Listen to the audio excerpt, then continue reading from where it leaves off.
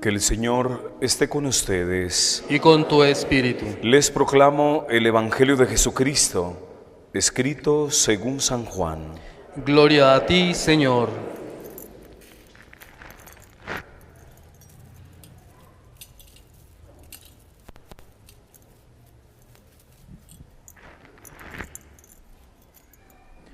En aquel tiempo hubo una boda en Caná de Galilea, a la cual asistió la madre de Jesús.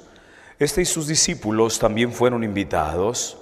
Como llegara a faltar el vino, María le dijo a Jesús: «Ya no tienen vino». Jesús le contestó: «Mujer, ¿qué podemos hacer tú y yo? Todavía no llega mi hora». Pero ella dijo a los que servían: «Hagan lo que Él les diga». Había allí 6 tinajas de piedra de unos 100 litros cada una, que servían para las purificaciones de los judíos. Jesús dijo a los que servían: «Llenen de agua esas tinajas». Y las llenaron hasta el borde. Entonces les dijo: «Saquen ahora un poco y llévenselo al mayordomo». Así lo hicieron, y en cuanto el mayordomo probó el agua convertida en vino, sin saber su procedencia, porque solo los sirvientes la sabían, llamó al novio y le dijo: «Todo el mundo sirve primero el vino mejor, y cuando los invitados ya han bebido bastante, se sirve el corriente. Tú, en cambio, has guardado el vino mejor hasta ahora».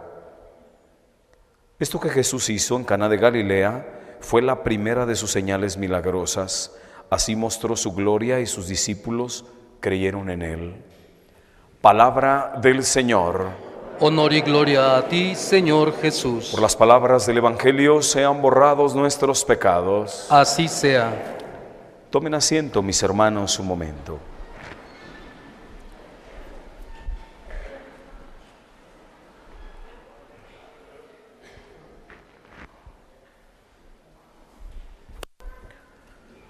Hoy, mis queridos hermanos, hemos escuchado un texto hermosísimo con una carga teológica muy fuerte. No es una simple celebración de una boda, sino que lleva consigo una proyección teológica muy interesante.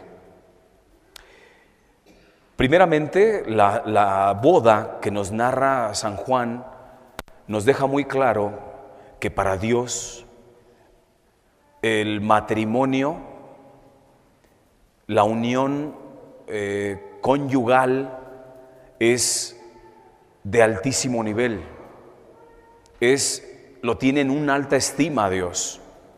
Tan así, hermanos, que si uno lee el Antiguo Testamento, Dios Yahvé quiso presentarse al pueblo como un esposo, y al pueblo lo ve como su esposa.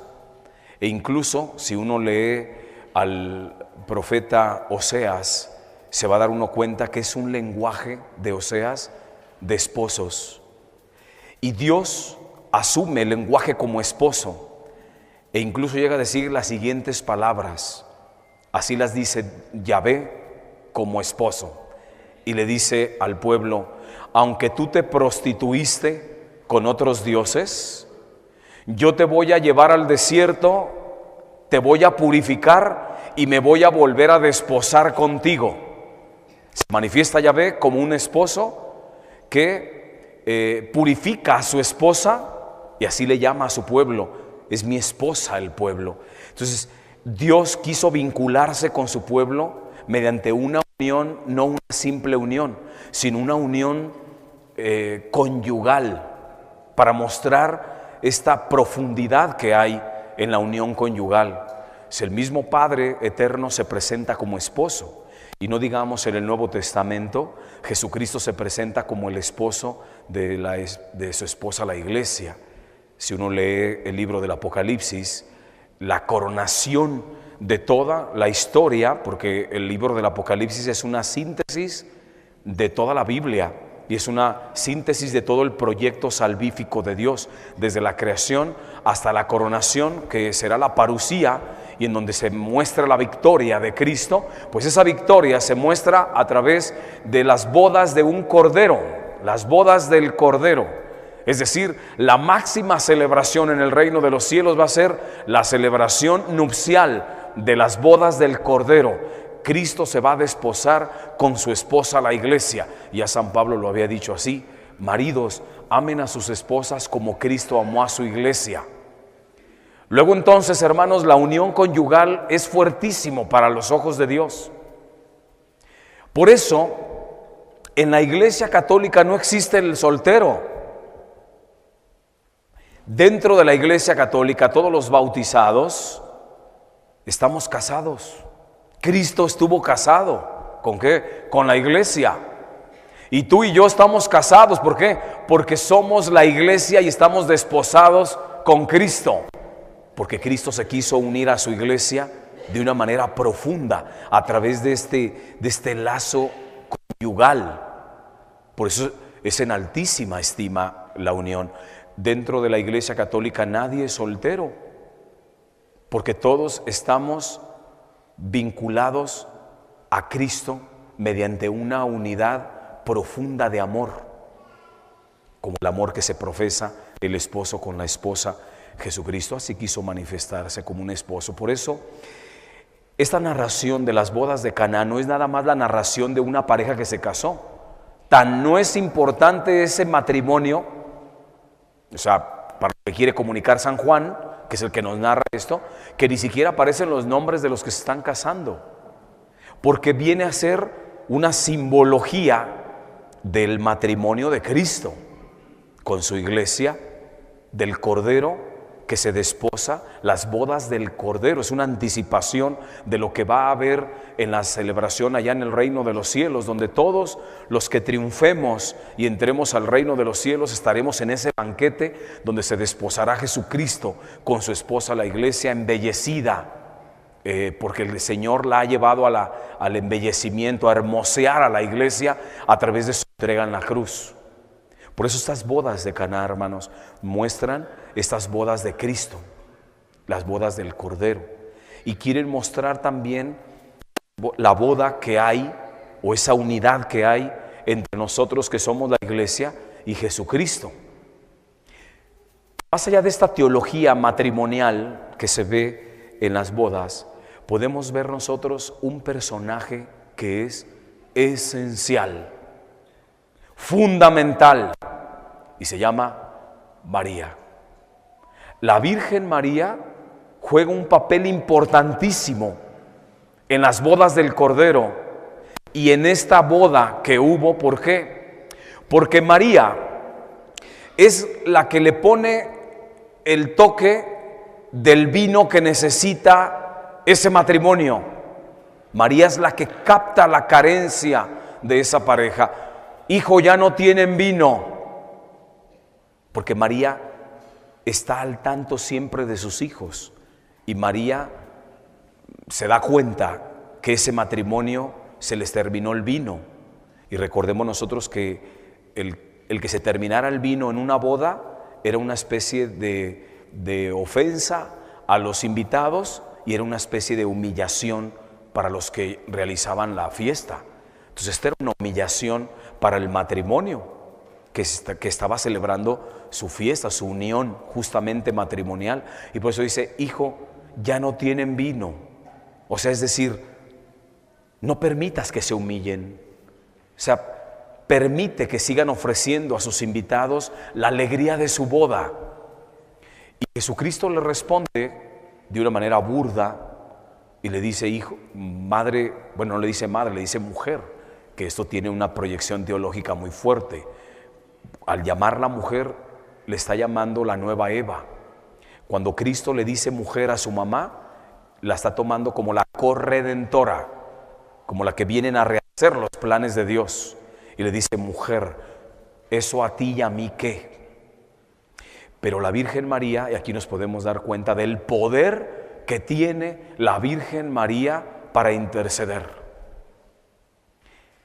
Si hay algo ante lo cual la Santísima Trinidad ceden siempre, es a la Virgen María. Nunca jamás el Padre le va a negar nada a su hija predilecta, a la perla preciosa de la creación. y nunca jamás el Espíritu Santo le va a negar nada a su esposa, inmaculada. Y nunca jamás Jesucristo le va a negar algo a su madre, porque ella le dio todo. María le dio todo a su hijo. Cuando su madre le pide algo a Jesús, Jesús siempre le va a dar a María lo que le pida a su madre.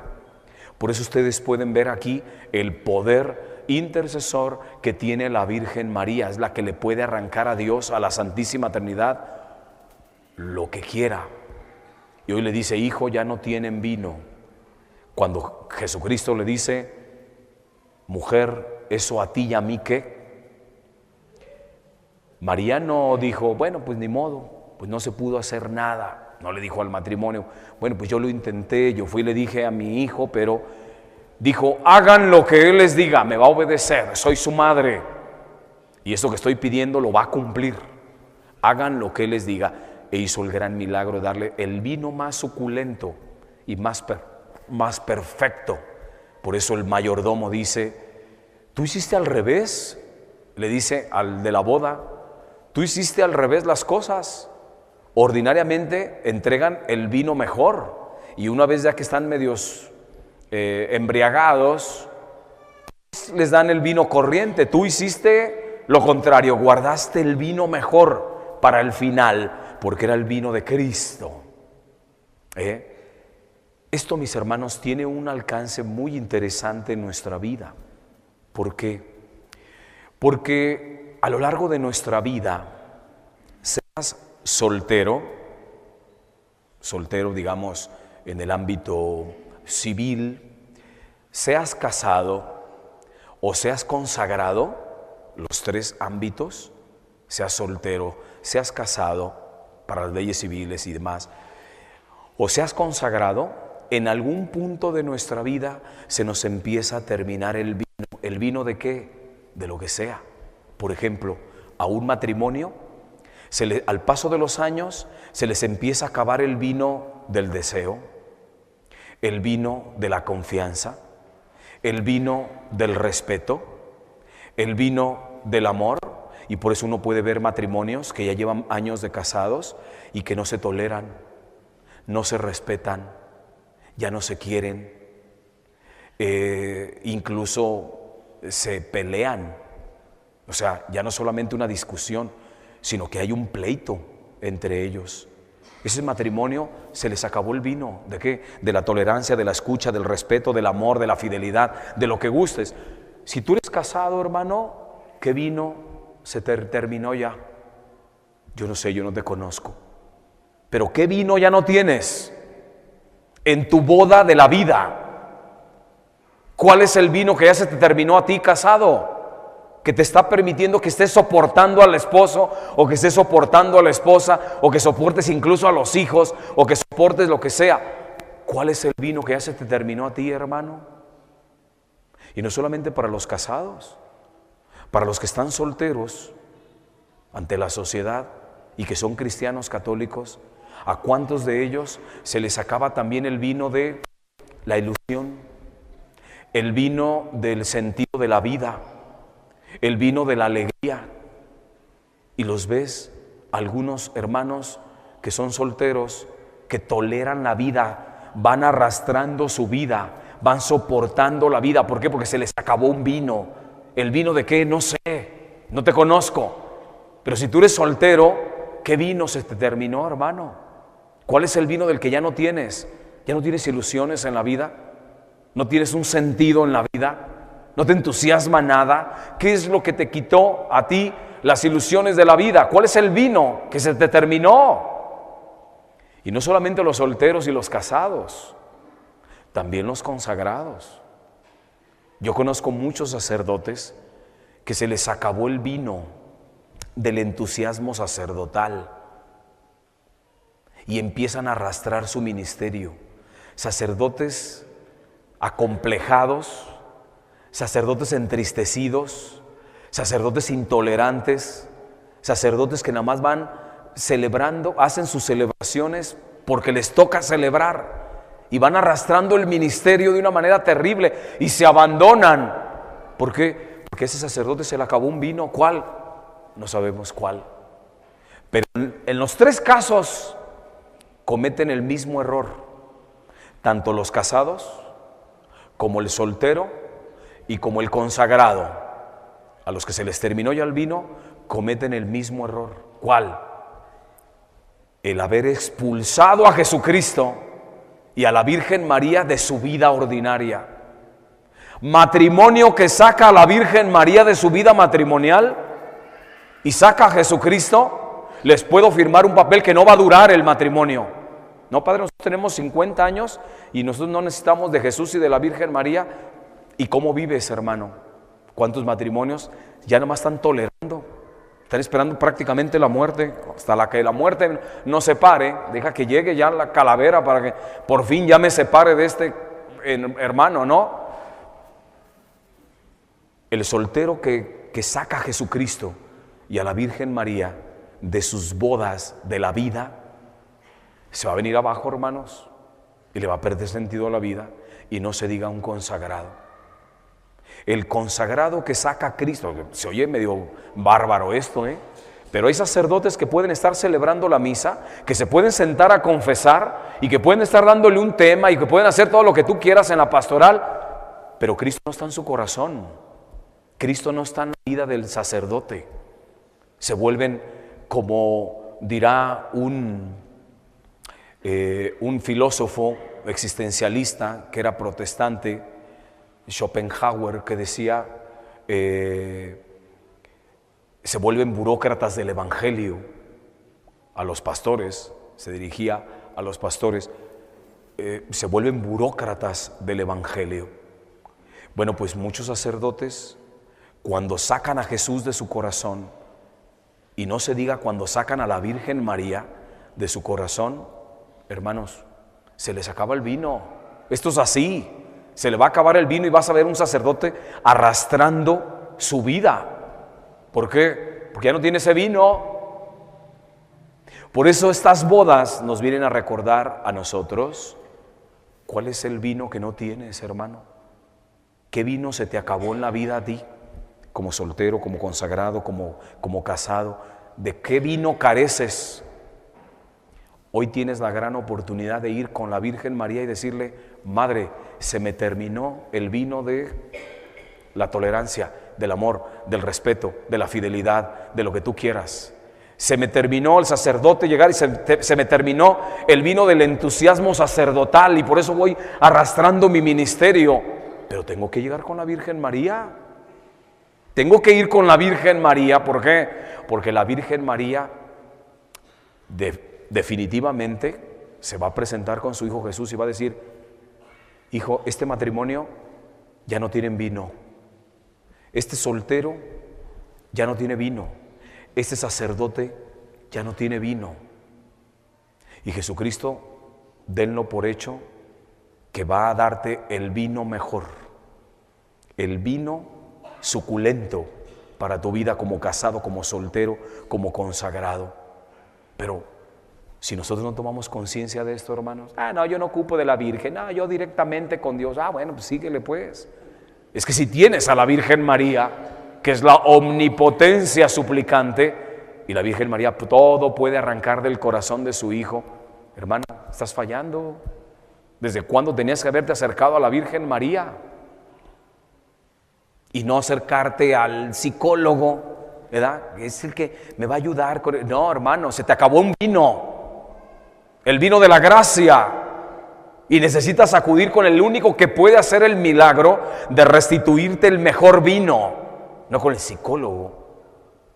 A mí me dio tanta tristeza una vez en una reunión del decanato, donde nos reunimos los sacerdotes, y llevaron a una psicóloga a hablarnos a nosotros los sacerdotes. Y la psicóloga empezó a hablar: voy a hablarles de la depresión en los sacerdotes. ¿De qué me estás hablando tú, hermana desquiciada?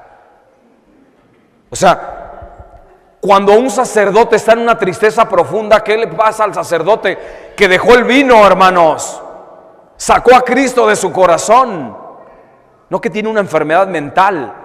Es que ese sacerdote cometió un error.